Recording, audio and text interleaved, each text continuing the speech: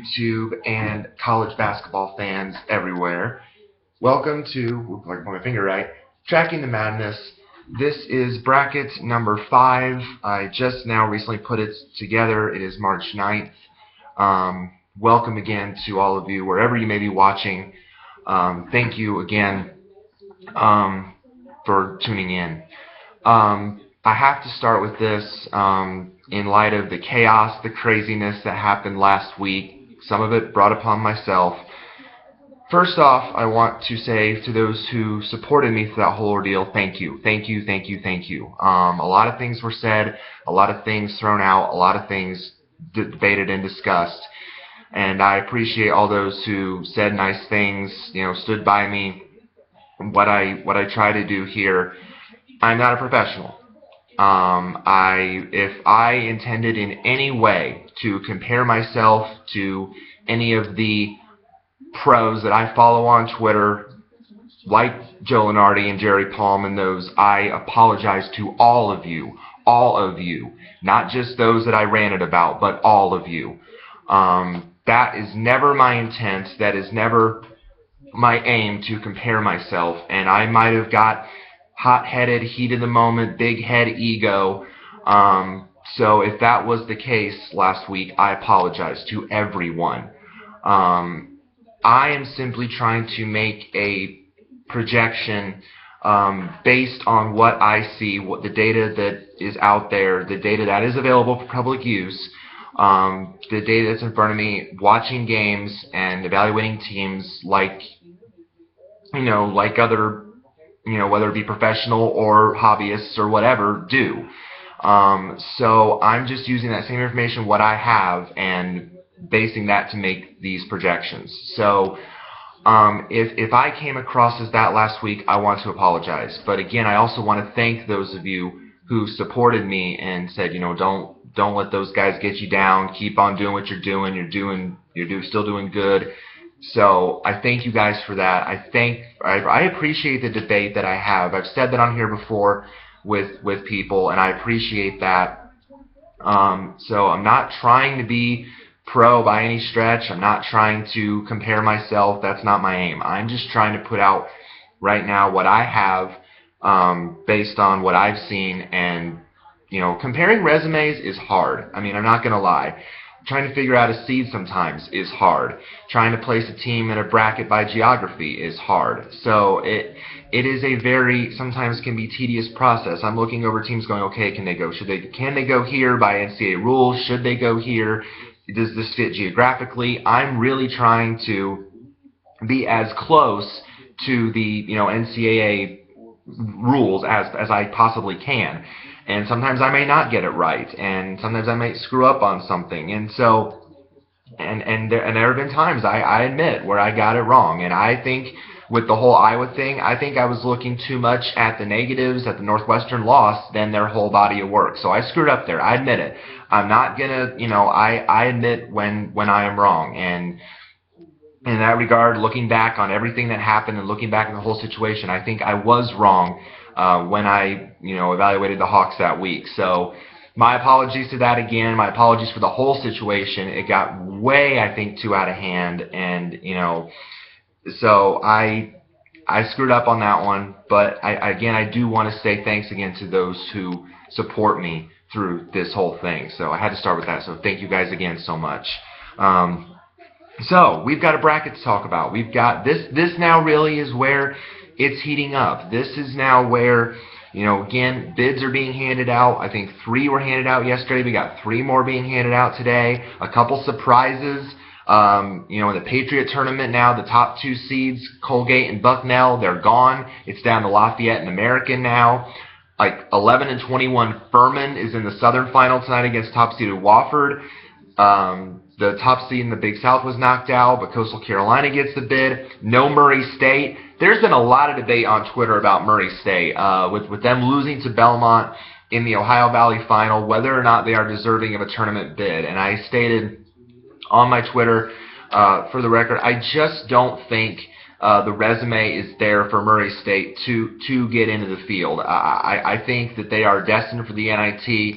It's gonna, it might be close in some, others' eyes, but I don't see it that way. I think that, they're a fun team to watch. I love Cameron Payne. He's a great player. It's a shame if he wouldn't get in the field, but I don't think Murray State has the resume to do it. So I've already, sent them off. I think, in my opinion, they're headed to the NIT. But they're going to be dangerous out in the NIT too. So just keep your eyes there on Murray State. So. So anyway, that's really where I see the conference tournament things shaking out. Over these next couple days, we're really gonna, make more projections because bids are gonna be handed out. Things are gonna change. The Ivy League bid, the Ivy League now with Harvard, Yale, are gonna have a one-game playoff on Saturday to determine that conference's automatic bid. Right now, I have Harvard winning, but that spot could certainly go to Yale if they win that game, which it would. So a lot still could change. Heck, Wofford could lose the final the night to Furman. We don't know, and then that would change the seeding line there. So a lot can change, but right now, again, this is how I would have it as of this moment. Projecting the games tonight as well. That factors that into account. I know Robert Vandermeer, you mentioned on the video last week that you'd be putting yours out on Tuesday and projecting the conference tournament results. So that's cool. So this is just what I have right now as of today before today's conference finals start. So let's get right to it. The one line really has not changed. I also had an interesting debate last week about the one line.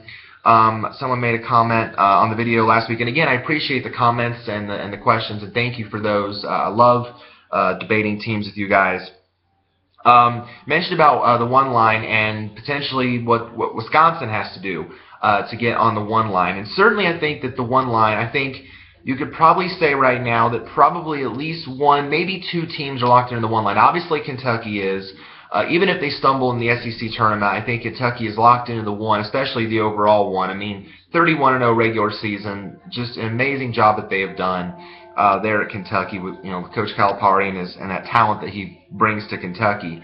I would say though probably then after that, I think Villanova is going to be, and I said at the time that probably Duke was the most vulnerable and then Villanova, but then you got to think Virginia is maybe a little bit vulnerable too because they've been playing without some guys with injuries. The Justin Anderson situation, first he was just ready to come back from the broken finger, then he had an emergency appendectomy. Now he's out for an indefinite period of time.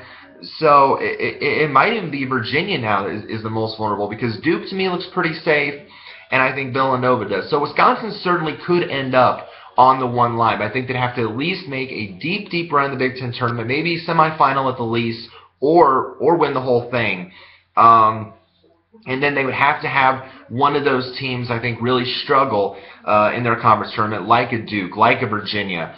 So certainly the opportunity is there for some of those teams on the two line. Certainly Wisconsin. Certainly I think maybe in Arizona, if they make a run in the Pac-12 tournament, there could be some shifting along the 1-2 line. So nothing's set in stone there. But for now, I think those top four are in a really good position. But as these conference tournaments really get going over the next week or so, then it's going to be a mad scramble, if you will, to find out who gets on that one line. So we'll start with the South. Again, Kentucky is the overall one, 31-0. Again, I mentioned even if they lose in the SEC tournament, I think they're locked into this spot. I have them taking on Coastal Carolina. The Chanticleers winning the Big South tournament. Pretty much a dominant performance against Winthrop. They really weren't challenged by the Eagles in the final. 24-9 out of the Big South. So and they, if you remember last year as a 16th seed, they gave Virginia a heck of a game. I think they were tied at halftime last year, and they were really tight with them down the stretch. They only lost by like 11 points or something like that. So Coastal certainly could be a challenge, given the right matchup. So we'll see what happens if that matchup does happen. 8-9, Oregon, the Ducks out of the Pac-12, 23-8 overall. Oregon looking like a really good bet for the tournament. I don't think you have to do much in the Pac-12 tourney to be in a good spot. I think they're okay. A lot of people have Xavier at 19-12 safely in. I think they are. I mean, their resume. I think they have a lot of good top 50 wins on the resume. I want to say it's either like 5 or 6. Let me see if I can't pull it up here. Yeah, Xavier's got 5 top 50 wins. They beat Georgetown twice. Again, that's huge. The Providence win, the Butler win, the Cincinnati win's looking better now. I think that Cincinnati's a lock for the field as well. So I think Xavier's in a really good position. Even if they stumble in the Big East tournament, as long as they avoid like an early exit, if they get to like 20, 21 wins, I think Xavier's okay. I think they're not going to miss the field. So I would have those two right now facing each other in the South. 5-12, West Virginia is the 5 out of the Big 12, 23-8. I'd have them taking on those dangerous Stephen F. Austin Lumberjacks, 27-4. They're going to be, if they end up on that 12 line, they're going to be another dangerous 12 seed again. Again, we saw last year with the upset of VCU in the first round, and now here they are potentially again. Of course, the Southland tourney still to come, but they won the regular season title by 2 games over Sam Houston State, who they won the regular season finale against. So right now, it's still certainly looking like it'd be a shock if anyone other than the Lumberjacks won the Southland Conference tourney. But with March, you never know. You never know what can happen. So that's the way that's panning out at the moment. But I certainly think, regardless of who they draw, I think that any team that draws Stephen F. Austin is going to be better have a well-prepared game plan, because that team can they can score in bunches. They are a very fun team to watch, whether it come regular season or tournament time. And then 4-13, Notre Dame out of the ACC, 26-5. The Irish ACC again is very top heavy. They're going to get a lot of teams you'll see on these top lines when it's all said and done. And I haven't taken on Iona. We are projecting the Gales to win the MAC final against Manhattan, 26-7. I was actually quite impressed that they scraped by in their first game, and then the second, like the semifinal, they blew the doors off of Monmouth, like 91-73, I think it was. And it's like, dang, I mean, usually when I see the Gales scores, it's like there's these close games, tight games. Iona, I think the running joke I had was Iona never makes it easy on themselves, but dang, they just blew the doors right off of Monmouth, and now they're looking like a pretty solid team. I still think they can make some noise. Could be a sleeper team for a double-digit run in the tournament if they get the right matchup. So I think, Jaron Grant against A.J. English, hello, 2 of your better scorers in the country. Come on now. I think that'd be an entertaining matchup. Bottom half of the South, 6-11. Providence out of the Big East, the Friars 21-10 on the season. Very, very solid basketball team. Again, we mentioned the run that they made last year through the Big East tournament just to get in, but they won't need that this year. They're safely in this year. I am taking on Davidson. What a turnaround it's been for the Davidson Wildcats and Bob McKillop, his team out of the A10, 23-6. I think Davidson, even though they're on the 11 line, I can't really envision a scenario where Davidson misses the field. I think Davidson is in a really good position. We had them for a while on on the bubble list, or the last 10 10 seeds, the last 4 buys for a while. But I think they've really turned it around of late. They clinched the number 1 seed of the Atlantic 10 tournament, so that's huge. So I think Davidson, regardless of what happens there, is in a really good position. Now, they would probably want to, maybe avoid an early exit early. Then they might want to sweat come Selection Sunday. But I think for the most part, this is an entertaining Davidson team. Again, you want to see a team that scores a lot of points in bunches. You look no further than Davidson. I think in the efficiency index, they're one of like the top 10, top 20 teams in the Ken Palm efficiency rating. So they are just an entertaining team to watch. I think it'd be shameful. Same, with Murray State not getting in, if they don't end up getting in. I think it'd be tough if Davidson did not get in, because this is a very entertaining basketball team to watch. 3-14. Oklahoma at the Big 12, 21-9. Congrats to Buddy Hield of Oklahoma, who won the Big 12 Player of the Year award. He's an entertaining player. He drives that Oklahoma team. I mean, he is just a fun player to watch, and well-deserved. There's a lot of great players in the Big 12, don't get me wrong, but I was not shocked when I heard that had happened, so good for Buddy. I'm taking on Georgia State. The Panthers have assumed a Sun Belt lead, 22-9, blew the doors off of Georgia Southern. I mean, it wasn't even close, won by like 20-plus points. The Panthers definitely show why they have the higher RPI of any team in the Sun Belt right now. I think their RPI is in the 70s. So Impressive win there. Now it's time for them to back that up and make a run and hopefully win the Sun Belt tournament. But again, there's going to be battling with teams like Georgia Southern, like ULM. So there's some good teams in the Sun Belt that could spring an upset or two. But I think right now Georgia State is the favorite to take the Sun Belt. 7-10, San Diego State out of the Mountain West. Again, the Aztecs 24-7 on the year. Steve Fisher's team defending well will be a tough out for anyone come tournament time. I'm taking on Georgia, the Bulldogs 20-10 out of the SEC. I have them in this last four byes group right now, and a lot of people think that Georgia is in a really good position. I look at Georgia's resume. Georgia right now has no top 50 wins, and that's what concerns me a little bit. Yes, the numbers say that Georgia is a tournament team, and I think they will be if they don't really stumble in the SEC tournament. I think Georgia has to win at least maybe one game, maybe two, to really feel fully safe because, you look at the numbers. Yes, the RPI is at 40, the strength of schedule is at 39, but again, the fact that they do have no top 50 wins to speak of. The fact that, and now everything else for Georgia looks really good. 9-8 against top 100, a great team on the road at 8-4. So those things are going for them. But I think just the fact that, the SEC is very top heavy, and I think there's teams above Georgia in the SEC that's in a lot better positions than Georgia is. Like LSU. I think LSU now is a tournament lock. I think LSU's safe. Ole Miss, I think, is in a about the same position right now. I think Ole Miss and Georgia are kind of like really in, either above the cut line or hovering around it right now. I would say Kentucky, obviously, Arkansas, obviously, LSU, and I'd lump Texas A&M in that. I'd say Texas A&M, Ole Miss, and Georgia, while they certainly look like tournament teams, and I've said that I think the SEC is going to get 6 at the end of the day. I think that when it's all said and done, those three teams there are going to be safe. But boy, they are really, as the saying goes, playing with house money right now. I'd say that it's very, very, very close because they've lost some games. Ole Miss lost to Vanderbilt a couple nights ago. A&M's resume is always, as we know, not been very pretty. They only have the sweep against LSU going for them on their resume, and now Georgia has no top 50 wins. So that's why really these three teams I think certainly for now in the field, but it's very, very close. I think they really need at least a win or two in the SEC tournament to truly feel safe about their situations going forward. But for now, I think they're all okay.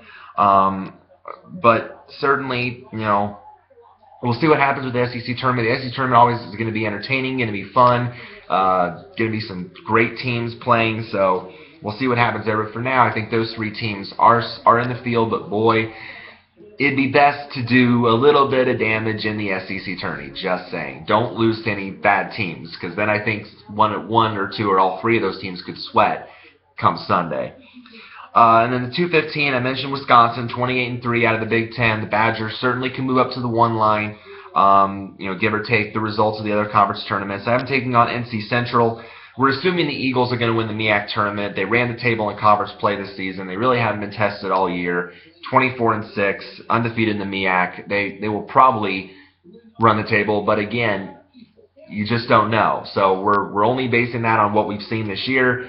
But if an upset happens, then the Eagles would be out. So that's just the way it would work, and they'd end up to the NIT. West region, top seed here is Duke. Blue Devils will be the fourth number one, 28-3 out of the ACC. I have them taking on winner one of the first four games. We are going to project that Lafayette is going to win the Patriot League. They did have a one-game better conference record than American.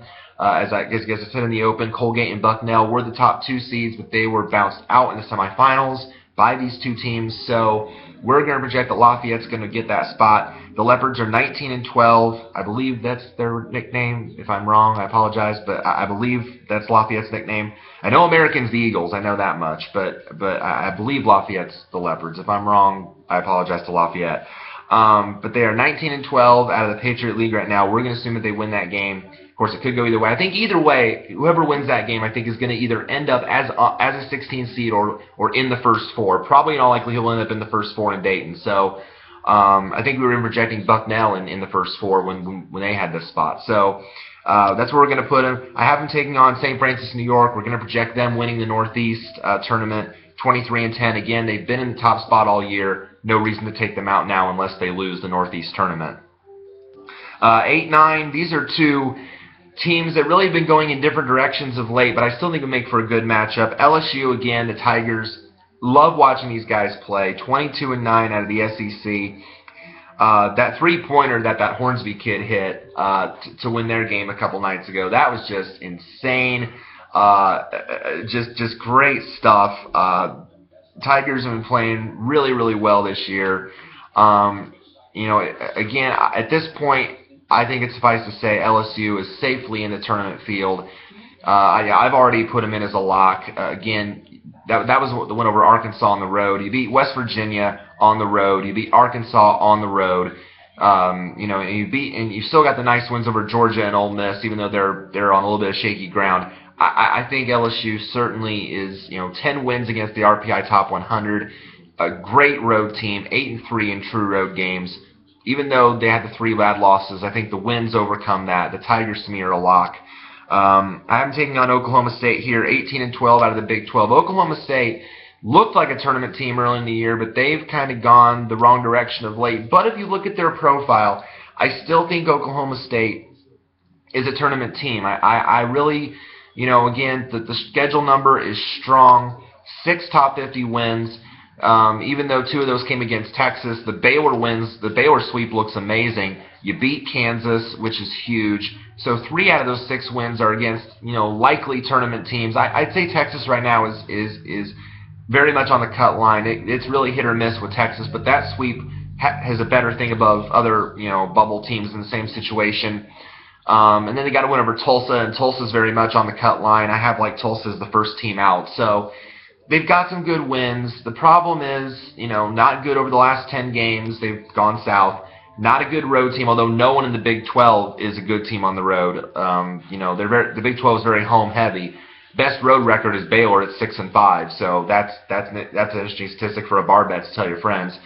But I think for now they're okay. But certainly it would suffice Oklahoma State to not stumble early in the Big 12 tournament to make them sweat. But I think for now they're going to be okay. But if it's going to be, I don't think they're going to get I think they're not going to really go above where the 9, 10, 11 seeds reside, unless they make a deep run in the Big 12 tournament. 5-12, Wichita State, the Shockers out of the Missouri Valley, 28-4. Boy, bubble teams, speaking of the Missouri Valley, bubble teams across the country were rooting hard for Northern Iowa on Saturday, or was it yesterday? I can't remember, but bubble teams are Illinois State was winning that game by double digits in the first half. Bubble teams were going no, come on, Northern Iowa, because that would have stolen a bid. Illinois State was not expected to get in the NCAA tournament field, and if they had stolen that bid, the bubble would have shrunk by at least 1 spot. So that would have taken a bid away, because Wichita State and Northern Iowa, we know they're in the tournament field. We know they're locks. So that would have taken away a spot. But Northern Iowa did come back in the second half. They did pull it out. Bubble teams breathed a huge sigh of relief. So Wichita State is here on the 5 line, 28-4. Shocker, still a strong team, and I have them taking on one of the winners of the first 4 between Texas A&M and Indiana. Texas A&M at 20-10 out of the SEC. The Hoosiers 19-12 out of the Big 10. You look at these 2 profiles right now. Texas A&M. Again, all the Aggies have going for them right now is the sweep over LSU. That's their only 2 wins against top 50 teams. The numbers are fairly low, 55 in the RPI, 77 in strength of schedule. That's really, really hurting the Aggies here a bit. And even though I have them in, they're not in by much. They're probably the last team I have in the field, because I think Ole Miss looks better than them. I think Purdue looks certainly better than them. And I think IU barely looks better than them, but not by much either, because the Hoosiers are just going in the wrong direction. But right now, that's really all the Aggies have going for them is a sweep of a likely tournament team in LSU. The 7-10 top 100 record doesn't really scream amazing either. But it's nice to know that Texas A&M does not have a bad loss on its profile, unlike some other bubble teams. 5-5 over the last 10 games and 5-6 on the road. Again, not great. So really, Texas A&M has a little bit going for it right now, and the fact they play in a strong conference in the SEC again. and that kind of thing. But it's very, very close. It is like I said, I think right now for me, they're like the last team in this field. So, but I think again, if they win a couple games in the SEC tournament, if they knock off a powerhouse team, I think the Aggies are in. But I think it's going to be very, very close. So just keep that in mind. I think for now, again, Aggies safe, but depending on what else happens in the other tournaments and such, you never really know. But I think, again, I think when it's all said and done, I think they're going to be in. But it's going to be very close. But they have to get at least one win, if not two. That's the way I see Texas A&M. And as for Indiana, I mean, there are people calling for Tom Crean's head. There's people saying that Crean should be fired. That he should resign. The ADs had to come out and support him. Tom Izzo, Michigan State's had to come out and support him. I mean, this thing is getting crazy. But when you really look at it, is there really an explanation here for Indiana's complete and utter downfall? I mean, this is stunning. Earlier, you just looked like a legitimate, surefire NCAA tournament team, and now we don't even know. What is IU's identity? We really don't know at this point. 19-12 record, an RPI of 58, which is very low by committee standards. 31, but the 31 strength of schedule, really, that's what to me is a good number to look at, because again, it puts Indiana, ahead of some other bubble teams with that decent strength of schedule. They still have the 4 top 50 wins, and that's good. Again, not beating SMU, beating Butler. I think they beat Maryland. Let me pull up the full profile here. SMU, Butler, Maryland.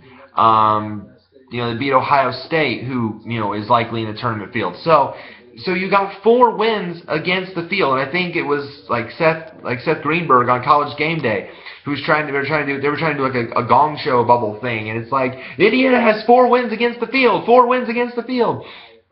But and that's good, but you can't ignore the fact also that they're 4-6 over the last 10 games. They're not very good on the road. They have really, I think they've lost like a ton in a row. They have really stumbled of late. So for now, I think Indiana is a tournament team, but if you exit early in the Big Ten tournament, it's going to be a really tough case for the committee. It's going to be really tough to overlook that. It's going to be tough to overlook that situation. So it's close. It's very, very close. For now, as of this moment, to me, IU's in, but not by much. That's really where we're at right now with Indiana. How do you explain the free fall? I don't know. I wish I knew. I can't explain it. Then the 4-13 in the West, Utah out of the Pac-12, the Utes at 23-7. Very entertaining team to watch as well. There in the Pac-12, I watched them play. I think it was Arizona earlier this year. That was the comeback win by Arizona. I haven't taken on Central Michigan. We're projecting right now the Chippewas to take the MAC at 22-7. The MAC to me is wide open. You've got Central Michigan, you've got Buffalo, you've got Akron, you've got Kent State, you've got Toledo, Bowling Green. I mean, there's at least 6 teams right there. 6 teams that I think could potentially win the MAC tournaments. They're all in the top 100 of the RPI. So a lot of things are going to happen with that tournament. It starts today. It's going to be very entertaining. I think it always is. But right now we're going to project the Chips at the moment as the conference winner. 6-11, SMU out of the American. No trouble with this team. The team that I think many felt got screwed last year, missing the field. No trouble this year. SMU's getting in 24-6 out of the American. Haven't taken on Colorado State out of Mountain West at 26-5. And again, I think the debate really is, where do we put Colorado State? And to me, I think Colorado State's a tournament team. I think they're in the field. I think a lot of people have them as a bubble team. I don't see that. I think the fact that they've beaten 2 fellow Mountain West tournament teams in Boise State and San Diego State is huge. You're going to turn down a 26-win team. I mean, that's a lot of wins, and you're in a pretty. I mean, it is a top-heavy conference, but you've beaten those 2 other tournament-likely teams in the conference. The only thing knocking Colorado State is its very high strength of schedule, like in the hundreds.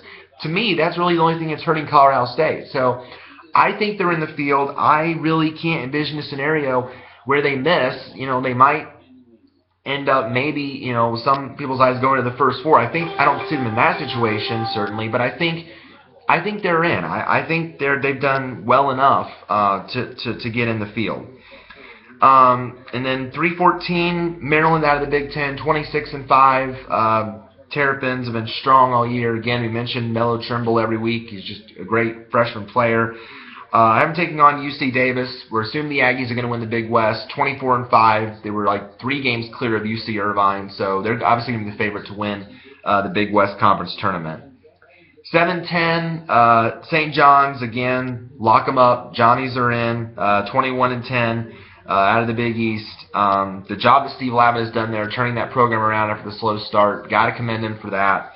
And again, I mentioned Texas. Texas is also another team that's very, very hotly debated right now. Texas, I had Texas on the last 4 in line before Ole Miss lost to Vanderbilt, and then I had to completely put Ole Miss back on the last 4 in spot because of that bad loss. So Texas really is wavering between a lot of people's brackets as last 4 buys, last 4 in, first 4 out. I mean, Texas is a very hotly debated team, but the resume shows that.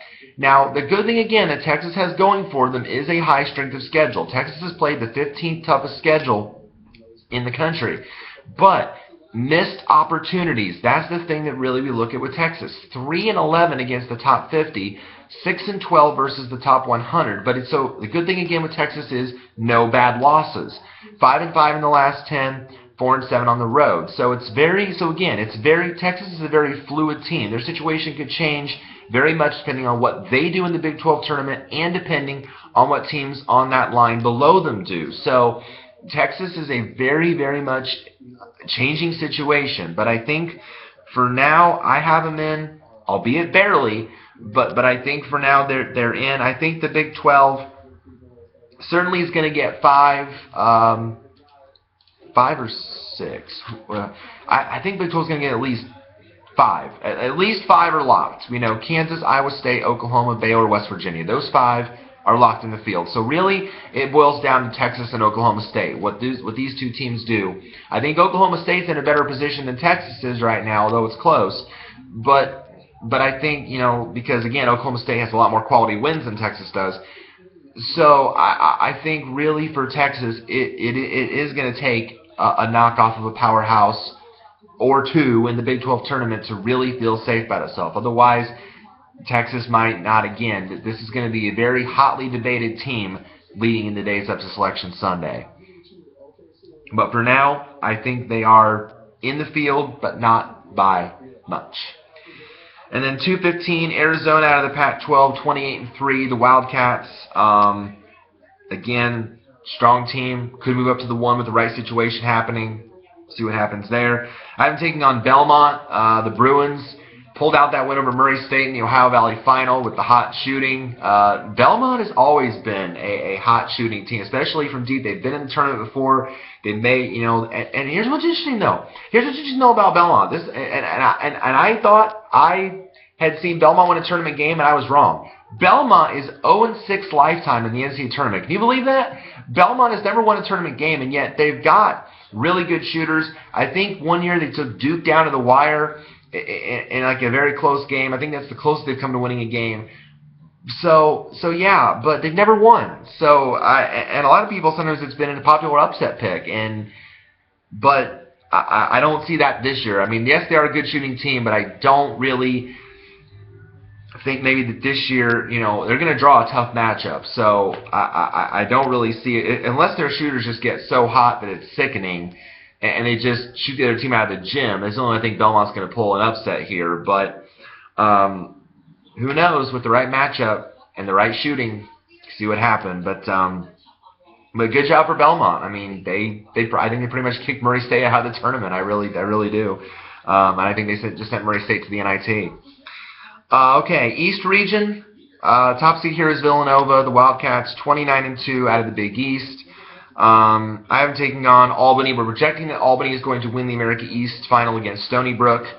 Stony Brook took out the number 2 seed Vermont in the semifinal in a very close, entertaining game. I think both games in the semifinal were like 2-point games, so they were both thrillers.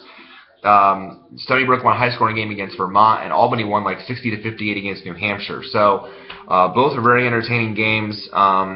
But right now, we do have the Great Danes winning at 23-8 right now out of the American East. And I remember, and again, I mentioned on here before that Albany was a dangerous 16 last year as well too. And they won the first 4 games against Mount St. Mary's, and then I think they gave Florida a game for a while. So, you know, and I've always said, you know, if it happens during my lifetime, I'd like to see that. I'd like to see a 16 knock off a 1 one day. At least during my lifetime. I think it will happen. It just depends on when it's going to happen, because again, I think, you know, when it comes to March, as we've seen, parity is definitely prevalent, you know, and you know, we don't know who it's going to be or when it's going to happen, but you know, there have been a lot of close calls over the years, so it's been, you know, very, very close. So we'll keep watching this year, and we'll see if it could be this year or further down the line, but I think it's going to happen. It's a matter of when it's going to happen. 8-9, I have a battle of Ohio teams here. Cincinnati taking on Dayton. Cincinnati, again, I have to applaud Cincinnati. The job that they have done in Mick Cronin's absence as coach for the medical reasons, I think has been amazing. Cincinnati thinks he's safely in the tournament field now, 22-9. And oh, by the way, I thought it was cool for Cincinnati on Senior Day. Cronin was actually at the game, and that was the first time he had been at a Cincinnati game since he had stepped away for the medical reasons. And I think they gave him like a huge ovation. So that was cool by Cincinnati to do that. So that was very, very neat. And then Dayton, the Flyers, I think I already have them locked in. I think they're safely in the field. 23-7 out of the A10, very strong team. Again, we talk about the Elite Eight run they made last year. The job that Miller has done there coaching the team, great stuff. I think either one of those teams would be a dangerous out for a number 1 seed in the next round, regardless of, you know, where they end up. 5-12, Arkansas out of the SEC. The Razorbacks, still a strong team, even though they lost to LSU at home. 24-7. I'm taking on Wofford. We are going to project that Wofford is going to win the Southern Conference against Furman tonight. It would be certainly a shock if Furman won that game. You got to reward the Paladins for the job that they have done in this winning streak, knocking off these top teams, knocking off Chattanooga, the number 3, knocking off Mercer, the number 2. So they've knocked off the other 2 seeds to get to this point. Furman's like the 10 seed in the Southern Tournament at 11-21. Yet here they are in the final. It reminds me, bigger conference, of course, but it reminds me a couple years ago, I think, like Western Carolina was in the same situation. They made the final, or Illinois is an 11 seed, I think, made the final in the Big Ten tournament one year. So it certainly can happen. It's March. It certainly can happen like that. But you know, but I think Wofford, the fact that they're just so strong a team, and I think they're going to be a dangerous outcome tournament time if they do get in. So. Right now, 27-6, we do have them taking that spot in the Southern Conference. But if Furman were to win, if Furman were to pull the upset, then you know Furman would probably end up in that first 4 in Dayton, because they'd be 12-21. They'd end up, you know, in that first 4 game, and then we'd have to really shift seeds around. So just keep an eye on that. Then the 4-13, Louisville out of the ACC, 24-7. Again, the Cardinals, always a tough out, always well coached by Rick Pitino there. And again, the players that they have, Montrell Hazel, fun to watch. Taking on Harvard, we are going to project Harvard as the winner of the Ivy League. Obviously, that could change with the outcome on Saturday. They're taking on Yale in a 1-game playoff at the Palestra to see who gets the automatic berth out of the Ivy League. And Yale had it right in the palm of their hand. I feel bad for Yale in a way. They had that right. They had the tournament bid right in the palm of their hand. They're leading Dartmouth with like a few seconds left. Dartmouth has it played into the basket. They inbound it and execute a perfect play in the basket. Dartmouth wins, and Yale has to play this 1-game playoff. I felt bad for Yale in that moment. I think he kind of had to, because Yale hasn't been in the tournament since, what, 1961 or some statistic like that. Gosh, you felt a little bad for Yale, but for now we're going to project Harvard because again they've had the experience. They've been here in the tournament before. It'd be a new experience for Yale, but certainly if Yale pulled it out, they'd probably end up in a similar seed line, 13, 14 seed line. So really wouldn't be a big shift of seeding, regardless of who wins the Ivy League. 6-11 here in the East. Georgetown, the Hoyas out of the Big East, 20-9. Another great season for Georgetown. Very strong Big East team. I have them taking on winner of the other first four game here on the 11 line with Ole Miss and Purdue. Both teams 20-11 records. You look at the resumes, the profiles right now. Again, Ole Miss, the numbers really tumbled after that loss to Vanderbilt. Ole Miss, I made a mistake here too, and I think ESPN, reading their Bubble Watch column, did the same thing. They locked in Ole Miss in the tournament early. So did I. I thought that Ole Miss for sure was a surefire team, and then they lose to Vanderbilt. So then I hate doing it, but I had to unlock Ole Miss. I had to take them off the lock status and say, wait a minute, now you got a little bit more work to do. You're not as safe as you once were, but I still think Ole Miss is in a good position. Again, the RPI numbers pretty much right there in that 50 range, 51 RPI, 46 strength of schedule. You have 3 top 50 wins, 3-7 against top 50, 8-8 top 100. Those are pretty good numbers.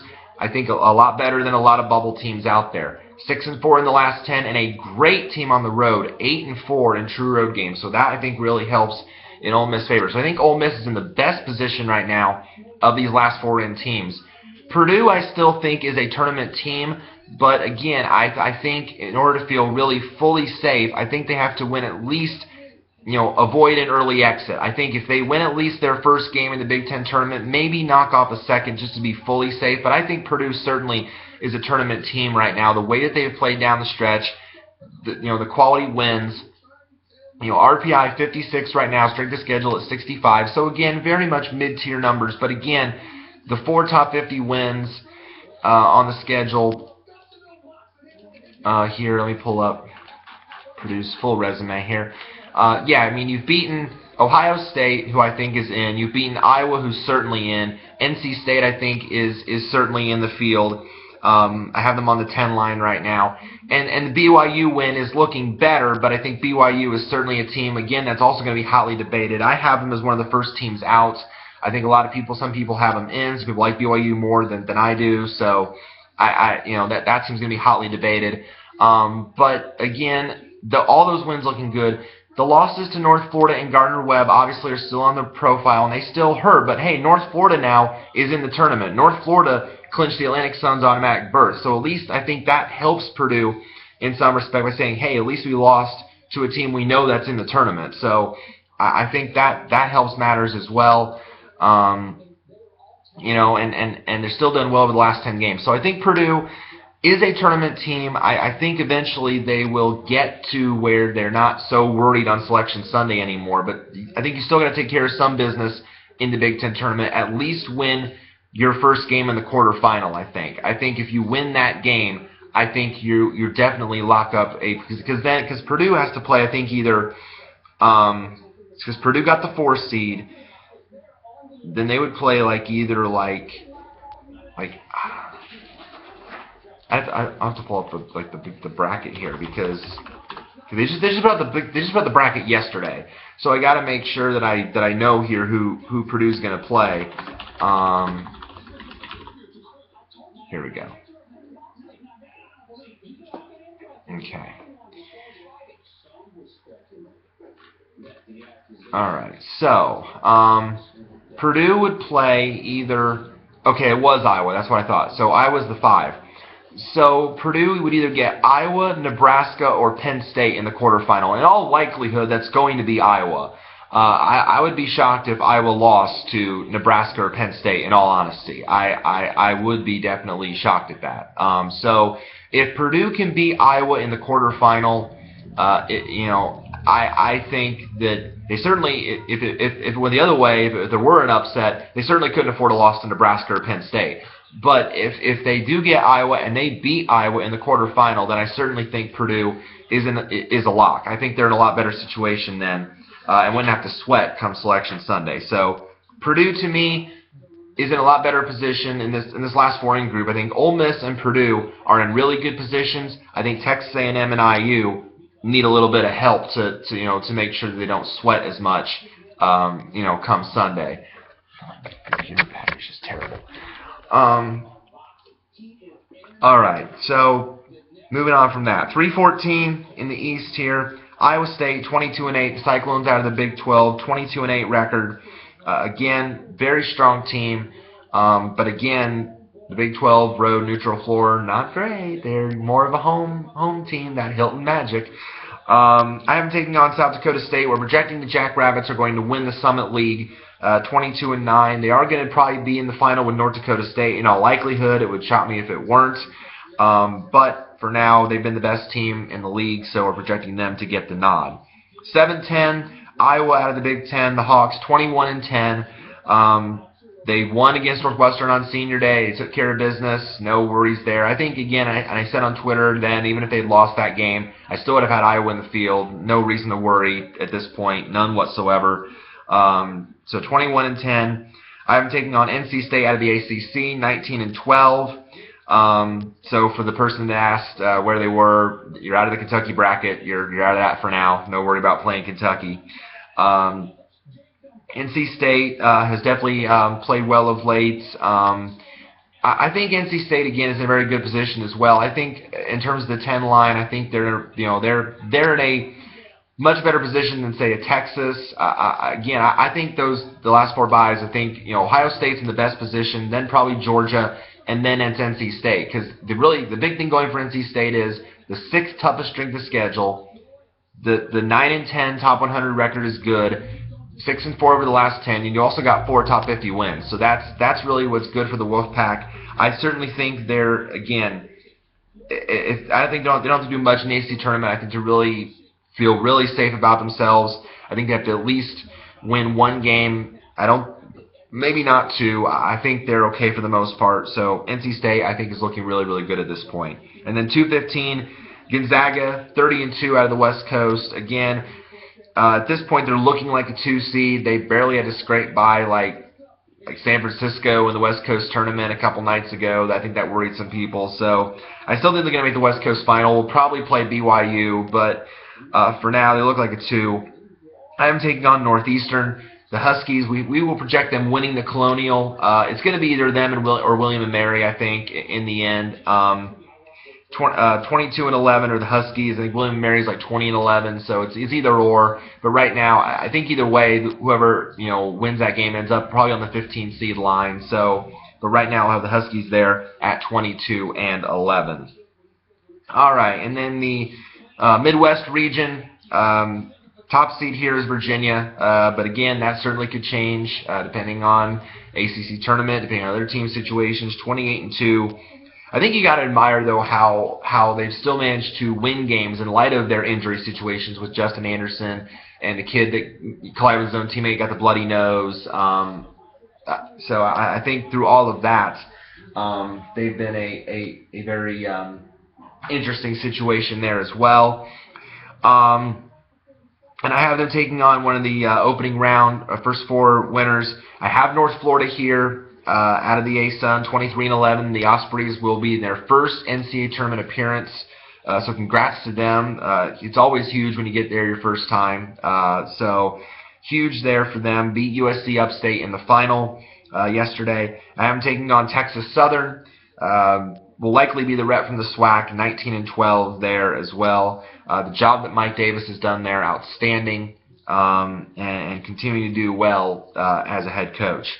8-9, Michigan State out of the Big Ten. Sparty 21-10, pretty much locked up a berth with the win over Purdue.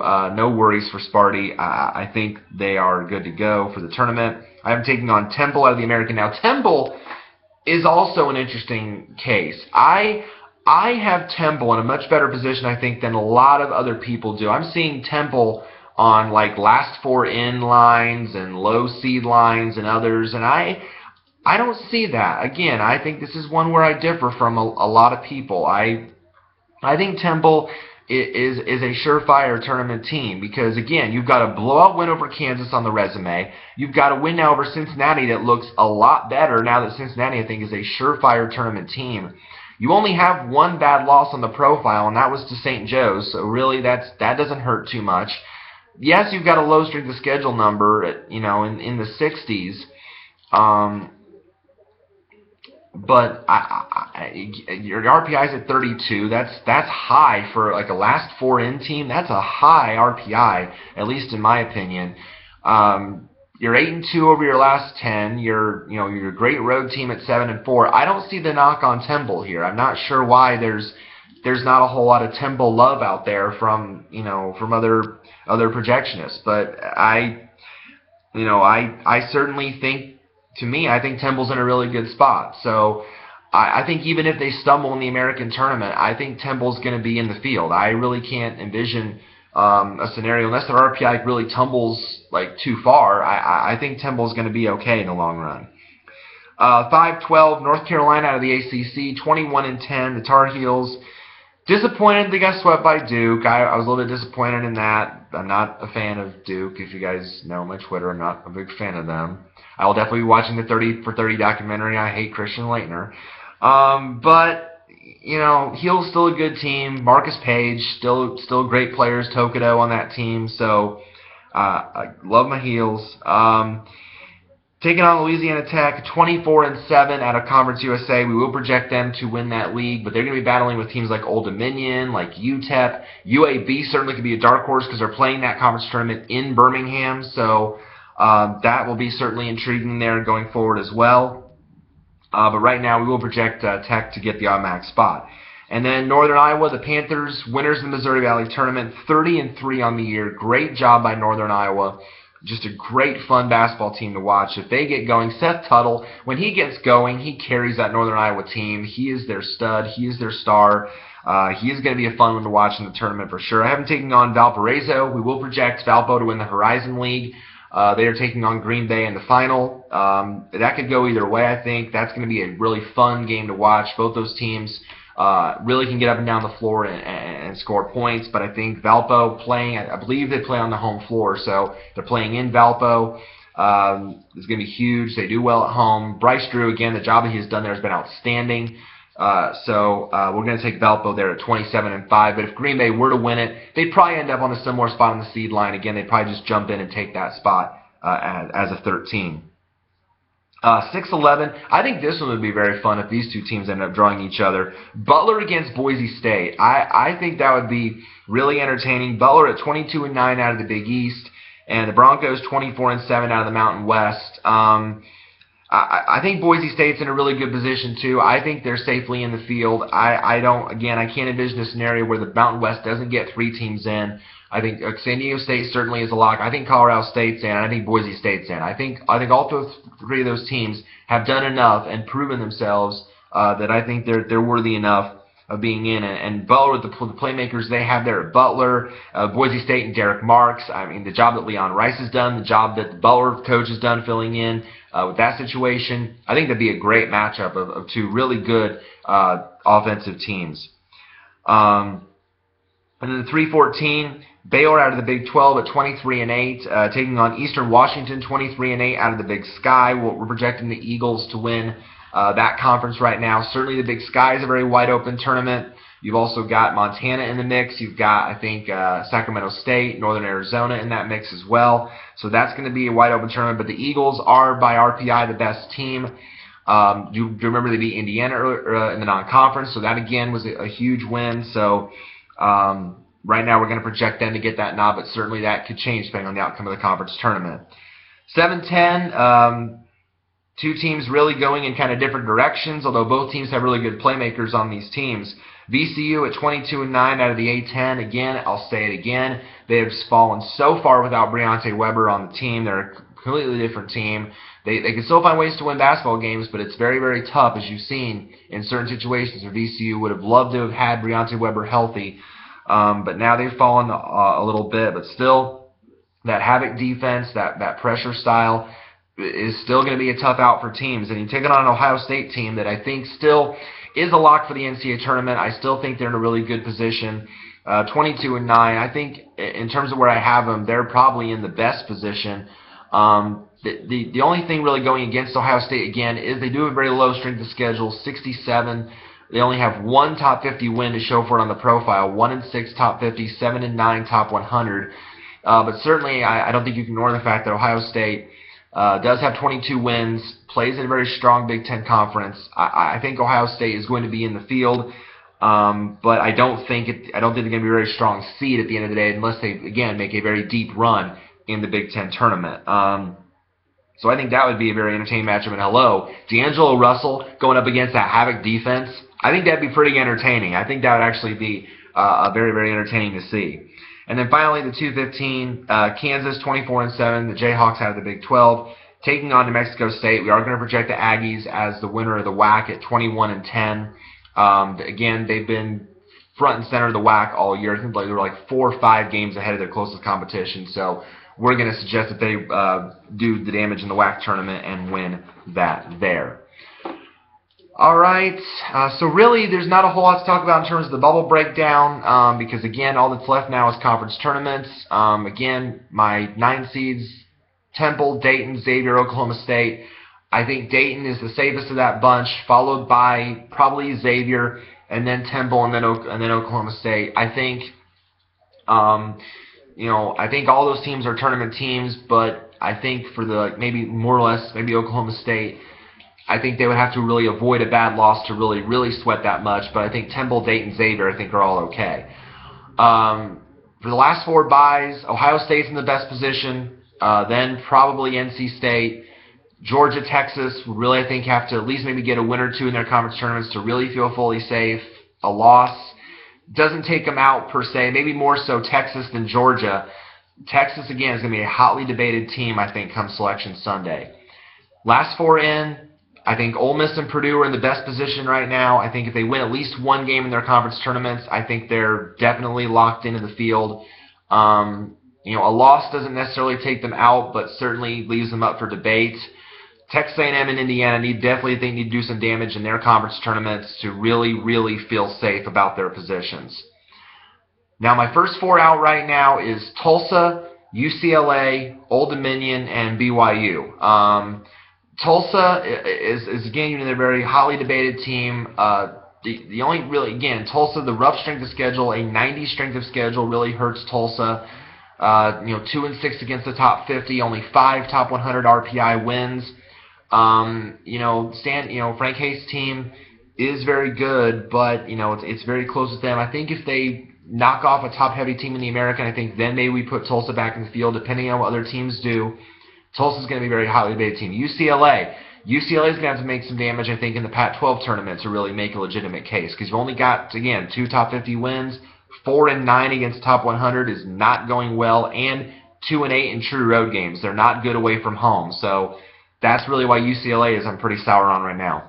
Old Dominion, again, you're playing in Conference USA, so really it's really hit or miss with them. But you got to like the 24-6 record. You've got to like the 36 RPI, and you've got to like the fact that you've beaten 2 pretty much surefire tournament teams in LSU and VCU. But you've got 4 ugly losses on the resume. You've got 138 strength of schedule. That really doesn't help your cause right now. So it might be best for Old Dominion to at least make the final of the Conference USA tournament. They've got to avoid an early exit in the Conference USA tournament to really warrant any real considerable look by the committee. So they're certainly in the discussion, but they've got to make a deep run in the Conference USA tournament. And to me, as for BYU, I like BYU. Don't get me wrong. I like BYU as a team. Tyler Hawes, great shooter, great player. Love him. I think he's a great player. He's a great talent. This team can score. Love it. But to me, the resume in some aspects just does not scream tournament team. 83 strength of schedule. You're only riding the 1 win over Gonzaga. That's really all BYU has going for it right now. 4-5 against the top 100. And yes, they've done well over the last 10 games, and yes, they're great on the road. But they're really only riding that 1 win. And so to me, if BYU at least gets back to the final, if they at least get to the final game, then I think I take a harder look at BYU. If they at least avoid a slip-up, then maybe, and depending on what other teams do above them, I think then BYU could be in a really good position. I don't think there's a scenario where BYU avoids the first 4. I don't think there's a situation like that. I think BYU will likely either end up out of the field or they will end up on that first 4. Unless they win the West Coast and then win the whole thing, then BYU safely in the field because the automatic bid. But I don't envision a scenario where BYU avoids either playing in Dayton or being out of the field. That's just how I view the Cougars. Who else is in the hunt? Buffalo is only in the hunt because of their RPI. Buffalo's got an RPI of 30, and that's great. But no top 50 wins, 5-5 against top 100. I think for Buffalo, you've got to at least win the MAC tournament to really warrant, to be in the field. Even if they make the final, I don't think there's a scenario where Buffalo just hasn't done enough. The MAC is not, it's not very strong. It's a bunch of good teams, but they're not, no quality wins to speak of, is what I'm saying. So Buffalo is certainly in the discussion, but not in the discussion. Green Bay, I think, I think they're in the mix, but if they lose, I think they're headed to the NIT. I think there's barely on this list. I think they're, on the rest of the group. I think they would have to beat Valpo to be, to really assure themselves of a spot, which they would if they do beat Valpo. But if they lose, I think they're likely headed to the NIT. The last, and then these other three, let me mention the next four out, because I'm just listing the rest right now. The next four out I have right now are Richmond, Stanford, Illinois, and Miami. The Spiders have really come a long way of late. Richmond has swept VCU, and then they got another top 50 wins. So they've got 3 top 50 wins now. Richmond certainly is a long shot, but if they make some damage in the A10 tournament, I think you have to take a harder look at the Spiders here. 7 wins against top 100, 7-3 over the last 10 games. Now, they are a very home-heavy team. They play better at home than they do on the road, so that might go against Richmond a little bit, but certainly in the discussion. Stanford, even though Stanford, I think, is out by a lot of people in most stretches, I think they're still in the discussion, but again, they're kind of in the same boat as UCLA. Stanford would have to make a deep run in the Pac-12 tournament to really warrant a look. They have to knock off some big boy teams to really warrant a stronger look. Stanford is 3-7 in its last 10 games. That's not very good, so they've really hit the skids. Illinois, I think, is also going to be a very hotly debated team of late. Same with Miami. I think Illinois and Miami are going to be hotly debated. Illinois does have 3 top 50 wins. They are, but 5-11 against top 100, 2-8 in true road games. That's not very good. I think Illinois would have to, again, at least knock off one big team, if not 2, I think, to really warrant a stronger look, and then depend on where the other chips fall above them. I think Illinois will certainly be a very hot debated team. Same with Miami. Miami's in the 60s in the RPI and SOS, so is Illinois. 2 top 50 wins, though. 7-7 top 100. They are good on the road. So again, I think you got to get some big wins in the ACC tournament to really move up the board, and depend where those other teams, if they fall, then Miami moves up. So it's really, a lot of these teams are very, very close. This cut line this year is just so hard to really dissect depending on what other teams do. So we're really going to have to watch close on a lot of these teams. And then really hanging on by a thread that really have to make some noise is Pittsburgh, Rhode Island, and UTEP. These teams have good records. They have decent resumes, but they're very far off the board at this point. They would have to make a lot of damage, or if not, win their conference tournament just to get in the field. Likely headed to the NIT, CBI, CIT, St. Mary's, Chattanooga, Murray State, I mentioned, High Point, Charleston Southern, Illinois State. I think those 6 are likely headed to those other tournaments.